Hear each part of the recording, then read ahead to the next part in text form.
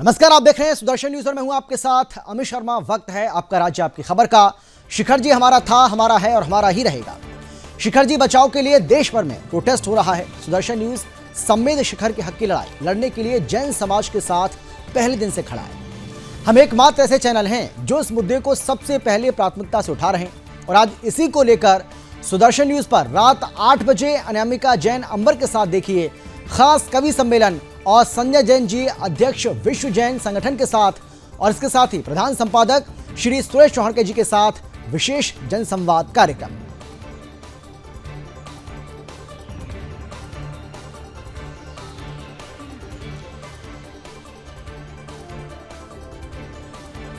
तो जैन समाज का आक्रोश जनसंवाद कार्यक्रम आज समस्त जैन समाज के साथ देखिए रात 8 बजे, जिसमें देश की प्रसिद्ध कवि अनामिका जैन अंबर भी मौजूद रहने वाली हैं।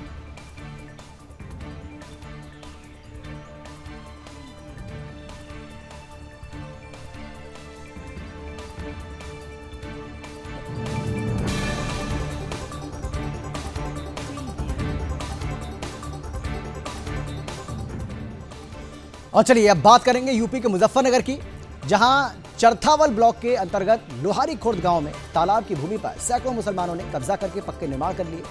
वहीं जल संचना योजना के लिए तालाब की खुदाई करने पहुंची प्रशासन की टीम ने तालाब को देखा तो भौचक्का रह गया। यहां 26 बीघा तालाब विलुप्त होने की कगार पर है और मौके पर तालाब लगभग 6 बीघे रह गए। ग्रामीणों ने बताया है कि यहां 2009 में समाजवादी सरकार के कार्यकाल में मुसलमानों को रिझाने के लिए तालाब की जमीन पर रातों रात मस्जिद का निर्माण कराया गया। उसके आड़ में सैकड़ों मुसलमानों ने तालाब की जमीन पर कब्जा कर अपने पक्के निर्माण कर लिए, लेकिन अब प्रशासन के सामने इन कब्जाधारियों को हटाना एक बड़ी चुनौती बन गया है, क्योंकि कब्जा हटाने के लिए मजहबी स्थल मस्जिद जो कि साजिश के तहत बनाई गई है वो आड़े आ रही है। वहीं आरटीआई एक्टिविस्ट शाहिद लोहारी का कहना है कि मस्जिद साजिश के तहत बनाई गई, जिसकी आड़ में सैकड़ों मुसलमानों ने इस जमीन पर कब्जा कर लिया और अब बीजेपी के शासन में भी इन कब्जाधारियों को हटाना एक बड़ी चुनौती बना हुआ है।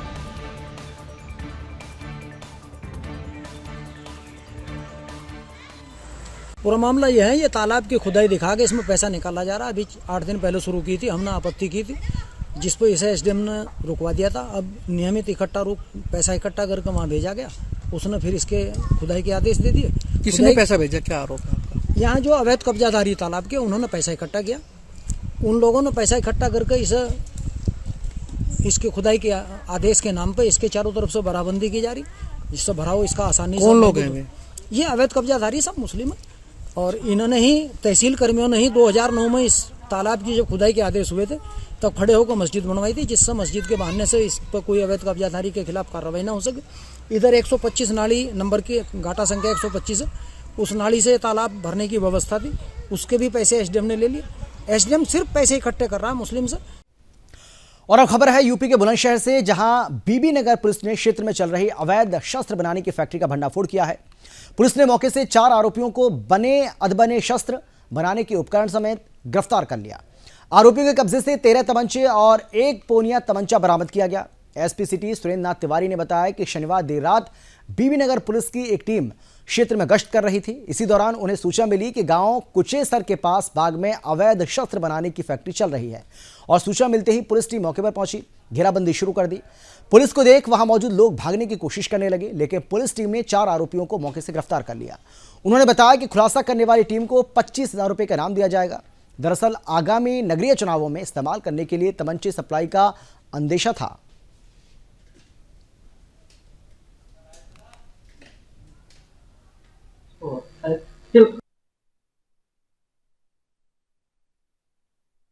आज बीबी नगर थानाध्यक्ष और उनकी टीम द्वारा एक सूचना के आधार पर एक फैक्ट्री बरामद की गई है, जिसमें 8 तमंचे 15 बोर के और 4 तमंचे 12 बोर के और 1 पौनी और इसके अलावा कुछ अर्धनिर्मित असलहे और इसके अतिरिक्त जो इसमें असलहे बनाए जाने में सामान प्रयुक्त होता है वो सारी चीज़ें बरामद की गई हैं। 4 लोग इसमें गिरफ्तार किए गए हैं और 1 आदमी अभी इसमें फ़रार है।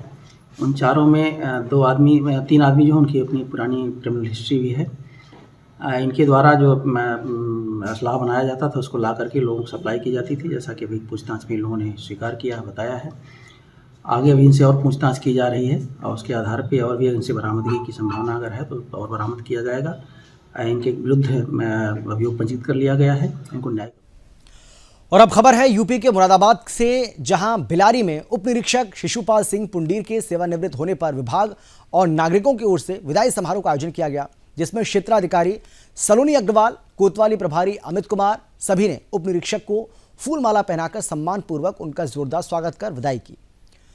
इस दौरान विभिन्न वक्ताओं ने उनकी कार्यशैली की सराहना करते हुए दूसरों से भी प्रेरणा लेने का आह्वान किया। उन्हें उपहार और स्मृति चिन्ह देकर सम्मानित भी किया। विदाई के दौरान उप निरीक्षक की आंखों से खुशी के आंसू भी छलके और सभी ने उनके उज्जवल भविष्य की कामना की।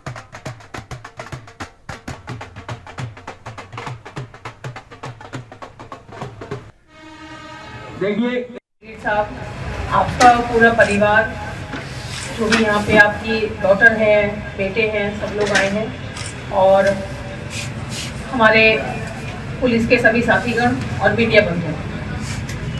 आज की जो लम्हा है, घड़ी है, ये बहुत ही भावुक पल होता है।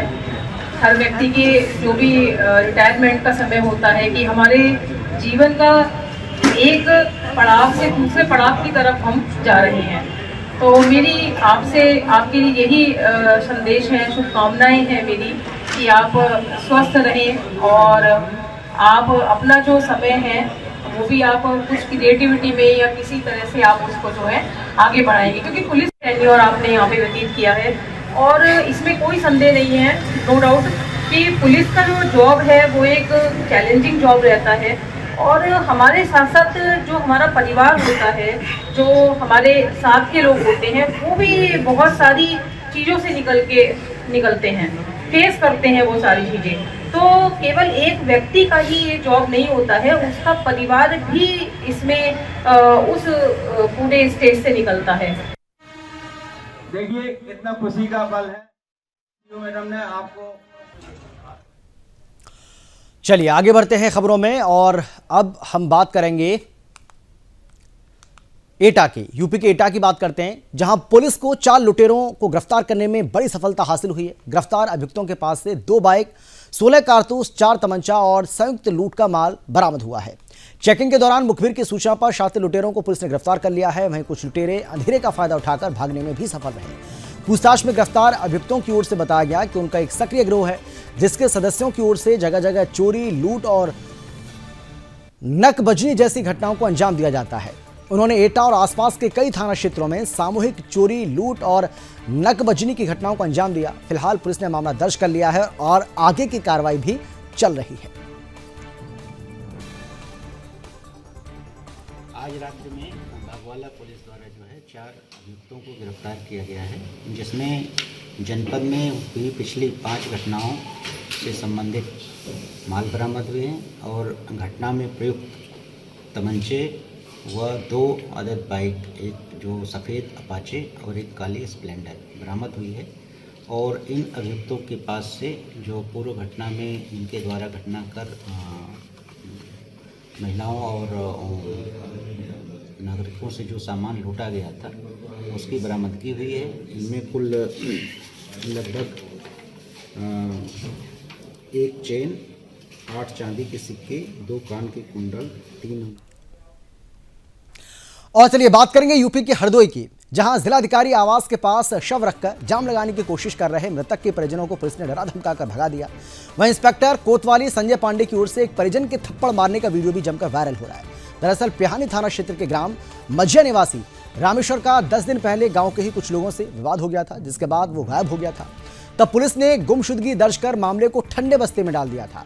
एक दिन पहले ककोरी क्षेत्र की एक नहर में रामेश्वर का शव तैरता हुआ मिला तो परिजन मौके पर पहुंचे और शव का पोस्टमार्टम कराया। वहीं जिलाधिकारी आवास के पास हत्या का आरोप लगाते हुए आक्रोशित होकर जाम लगाने की कोशिश की। इस बीच पुलिस मौके पर पहुंची और मारपीट कर परिजनों को वहां से भगा दिया।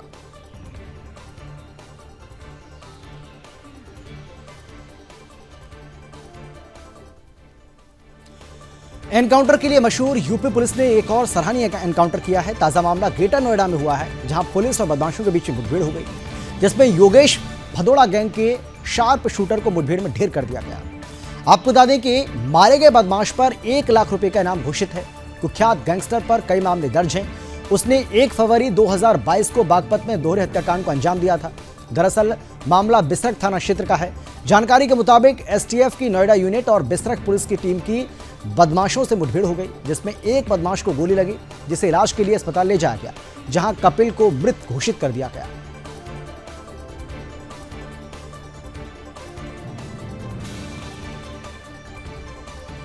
राजधानी दिल्ली के बाद अब यूपी के ग्रेटर नोएडा में एक खौफनाक घटना सामने आई है। ईस्टर्न पेरिफेरल हाईवे पर एक लड़की का शव मिला। बताया जा रहा है कि मृतका की पहचान छिपाने के लिए शव को सिर को कुचल दिया गया। सूचना मिलते ही दादरी थाने की पुलिस मौके पर पहुंची और शव को कब्जे में लेकर पोस्टमार्टम के लिए भेज दिया। हालांकि अभी तक शव की शिनाख्त नहीं की जा सकी है। गौतम बुद्ध नगर पुलिस की मीडिया सेल ने बताया कि 2 जनवरी को थाना दादरी क्षेत्र के हाईवे पर अज्ञात महिला का शव मिलने की सूचना मिली, जिसके बाद तत्काल थाना प्रभारी पुलिस बल के साथ मौके पर पहुंचे और प्रथम दृष्टया मौत की वजह दुर्घटना प्रतीत हो रही है।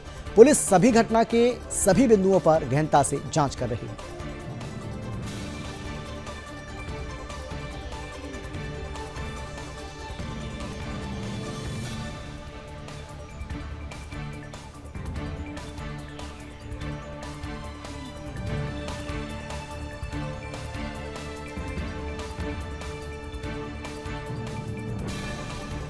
आज सवेरे लगभग 7 बजे के आसपास थाना दादरी पुलिस को एक महिला की शव की सूचना ईस्टर्न पेरिफेरल एक्सप्रेस वे प्राप्त हुई। महिला के शव की सूचना प्राप्त होने के उपरांत सभी उच्च अधिकारीगण सब थाना पुलिस मौके पे पहुंची।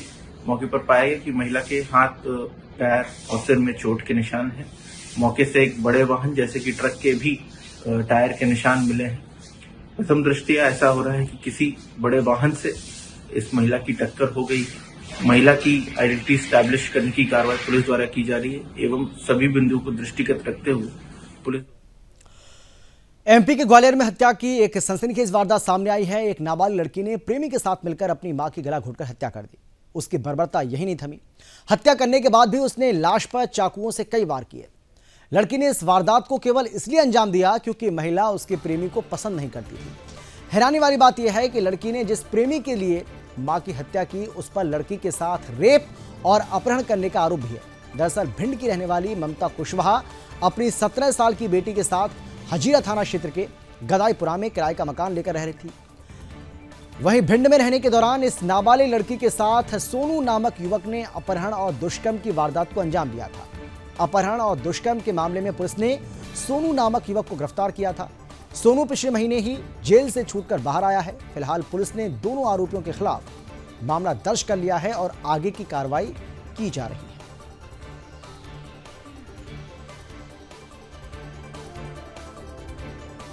कल हजीरा थाना क्षेत्र अंतर्गत एक महिला जो कि करीब 38 साल जिसकी आयु है और भिंड की रहने वाली है, उसकी बॉडी उसके किराए के घर में पलंग के नीचे मिली थी। ये लगभग रात के 9-10 बजे की बात होगी। सूचना मिलते ही हमारी एफएसएल की टीम और सारे अधिकारी वहां मौके पे पहुंच गए थे और ये पता चला कि ये महिला आखिरी बार एक दिन पहले जिंदा देखी गई थी और उसके बाद जब ये बाहर आई तो उसकी मकान मालिकिन ने जब पता किया तो इसकी ये बॉडी मिली। इस महिला की एक नाबालिग लड़की है जिसका भिंड के एक लड़के से कुछ प्रेम प्रसंग चल रहा था और माँ इस बात का विरोध करती थी। साथ ही माँ की कुछ गतिविधियाँ भी संदिग्ध थीं और इस बात से लड़की ने और उसके तथाकथित जो प्रेमी हैं, इन दोनों ने मिलके ये हत्या की साजिश रची और इसका गला घोंट के और जो सब्जी काटने का चाकू होता है उससे स्टैबिंग करके इस महिला की हत्या। मध्य प्रदेश के टीकमगढ़ में वन विभाग में बगैर सूचना किसानों के कुएं को नेस्तनाबूद कर दिया गया। वहीं सूखी गई फसलों के चलते किसानों का दर्द सामने आ रहा है। आपको बता दें कि इस घटना से आहत होकर किसानों ने इच्छा मृत्यु तक की मांग कर दी है। पीड़ित किसानों ने कलेक्टर कार्यालय पहुंचकर न्याय की गुहार लगाई। दरअसल लिधौरा तहसील के ग्राम गोटेट में वन विभाग के कर्मचारियों ने पहुंचकर कई पीढ़ियों से खेती करते चले आ रहे किसानों के कुएं को जेसीबी से पूर्ण कर ढा दिया गया, जिससे गरीब किसानों की फसल सूखने की कगार पर आ गई। किसानों का कहना है कि इस कार्रवाई के पहले ना तो वन विभाग ने नोटिस दिया और ना ही किसी प्रकार की सूचना दी गई। वहीं ग्राम के सरपंच का कहना है कि पंचायत में भी किसी प्रकार की वन विभाग ने कोई जानकारी नहीं दी, जबकि किसानों की जमीन पर राजस्व विभाग के अंतर्गत ही आता है, यानी कि जो किसानों की जमीन होती है वो राजस्व विभाग के अंतर्गत आती है। जिसकी विक्रय पत्र और राजस्व रिकॉर्ड उनके पास मौजूद है। जब इस संबंध में वन विभाग वालों से मामला जानने की कोशिश की गई तो सभी वन विभागीय अधिकारी कर्मचारी कुछ कहने से बचते नजर आए। तो वहीं अब पीड़ित किसानों ने इस कार्रवाई से परेशान होकर प्रशासन से इच्छा मृत्यु दिए जाने की मांग की है। देखना अब यह है कि प्रशासन किसानों के हित में क्या कार्रवाई करता है। जाके रहे कि हमको 10,000 रुपए दो ना तो हम तुम्हारा कुगा परवाएंगे ना तो यही में सब बच्चे कुगाई में पट के तुम लोग इनको यही में कहाँ मार जाए साहब। हम कहाँ मर जाएंगे। हमने कही कि हम लोग नहीं, हम कहाँ से देवे पैसे। हमारे तुम पैसे नहीं दोगे तो हम तुम्हारा कुगा पे परवा देंगे। बड़े बूढ़ा को ऐसे दबाए आई सब हम भले आदमी मार मार के हम तुमको भगा देंगे। काय गिरा दो जाके रहे कि हमको 10,000 रुपए दो ना तो हम तुम्हारा कुगा परवाएंगे ना तो यही में सब बच्चे कुगाई में पट के तुम लोग इनको यही में। इनका 3 पीढ़ी का पटेतु कुगा है, बंदोबस्त समय से पटेतु कुगा है जिसको पूरने लगे हैं। वे कह रहे 10,000 रुपये दो ना तो हम तुम्हारा कुगा पूर देंगे। जबकि वन विभाग की 1 किलोमीटर दूर लाइन है, यहाँ राजस्व की जमीन है, तो इनने विरोध किया उन लोगों का। 3 पीढ़ी से इनके मान लो पिताजी के और पिताजी मान लो 3 पीढ़ी दादा दादा 3 पीढ़ी से करते आए हैं। अच्छा, तो इन लोगों ने विरोध किया है तो उनको जो है जाति सूचक शब्दों से अपमानित किया है और 10,000 रुपये की मांग की कि रुपये नहीं दोगे तो हम तुमको जेल में डाल देंगे, वो जमीन से बेदखल कर देंगे। नकल भी है साहब। अभी तो याद बन के कैसे वन विभाग हुआ कुआ पूरा 25 हाथ कुआ पानी है तो इसमें यही से पूरी सिंचाई हो जाती है। आप फसल देखो पूरी फसल नष्ट हुई। अब हम क्या कहें बताओ, मैं क्या कहें अपने बच्चा कितने ले जाएं। हमने तहसीलदार और पटवारी मैडम भी आई थे, मौका की जांच भी बेकार गई। उनने जाकर कि आपके राजस्व में है जैसे कम से कम 25 फुट दूर है वन विभाग है भी। इतने गांव के मतलब यादव लोग हैं जो सूरज और उनके लड़का दो वे बार बार शिकायत कर रहे। एक रूप सिंह यादव हैं के बगल में भी आए रात में एक दिन पहले तो बोले कि 10,000 रुपया दो। सोनी जी हते वन विभाग वाले बोले 10,000 रुपया दो तो हमको नहीं पूरे। सोनी जी कौन है? सोनी जी बरखा है साहब, बरखा है। हाँ, डिप्टी भी हते उनके साथ, एक जने अहवा जी भी हते, घूपसी के जो 5 लोग हते। देवभूमि उत्तराखंड में नशे की तस्करी पर लगाम लगाने के लिए पुलिस प्रशासन की तरफ से लगातार कार्रवाई की जा रही है और इसी कड़ी में रुद्रपुर में पुलिस प्रशासन को बड़ी कामयाबी हाथ भी लगी है। आपको बता दें कि पुलिस की तरफ से नशीली दवाइयों की तस्करी कर रहे 2 सगे भाइयों को गिरफ्तार किया गया है। इस दौरान पुलिस ने दोनों आरोपियों के पास से 177 प्रतिबंधित इंजेक्शन बरामद किए हैं। आरोपियों ने बताया है कि वो प्रतिबंधित इंजेक्शन मुरादाबाद से लेकर आते हैं। आपको बता दें कि प्रशासन ने नशा तस्करी पर लगाम लगाने के लिए पुलिस उपाधीक्षक के नेतृत्व में ANTF और पुलिस ने संयुक्त चेकिंग अभियान चलाया। इस दौरान रुद्रपुर से 2 सगे भाइयों ने पुलिस ने इनको नशीले इंजेक्शन के साथ गिरफ्तार किया है। फिलहाल पुलिस ने मामले को दर्ज कर लिया है और दोनों आरोपियों को जेल भेज दिया है। मामले में आरोपियों से पूछताछ भी चल रही है।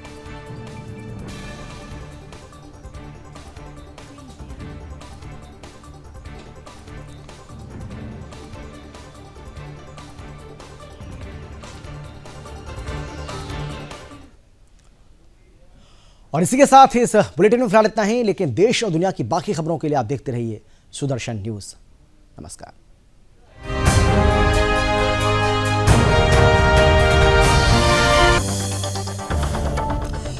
संवेद शिखर पर आज जैन समाज का मार्च सुदर्शन प्राथमिकता से उठा रहा है शिखर जी का मुद्दा। आज रात 8 बजे शिखर जी के मुद्दे पर जन संवाद कार्यक्रम का प्रसारण। मुजफ्फरनगर में मस्जिद की आड़ में तालाब की जमीन पर कब्जा। 26 बीघा तालाब विलुप्त होने की कगार पर। प्रशासन के सामने कब्जाधारियों को हटाना बड़ी चुनौती। पहले सपा के चलते रातों रात बनाई गई मस्जिद। ग्रेटर नोएडा में पुलिस ने किया एनकाउंटर। मुठभेड़ में 1 लाख का इनामी बदमाश ढेर। बदमाश ने बागपत में की थी दादा पोते की हत्या। बदमाश कपिल पर कुल 45 आपराधिक मामले दर्ज। बुलंदशहर में अवैध हथियार बनाने की पकड़ी फैक्ट्री। पुलिस ने 4 आरोपियों को गिरफ्तार किया। आरोपियों के कब्जे से 13 तमंचे, 1 पूनिया बरामद। पुलिस टीम को 25,000 का दिया जाएगा इनाम। और ग्वालियर में लड़की ने किया मां का कत्ल। जिसने किया रेप उसी के साथ मिलकर की मां की हत्या। हत्या के बाद लाश के साथ की बर्बरता। मामला दर्ज, पुलिस आगे की कार्रवाई में जुटी।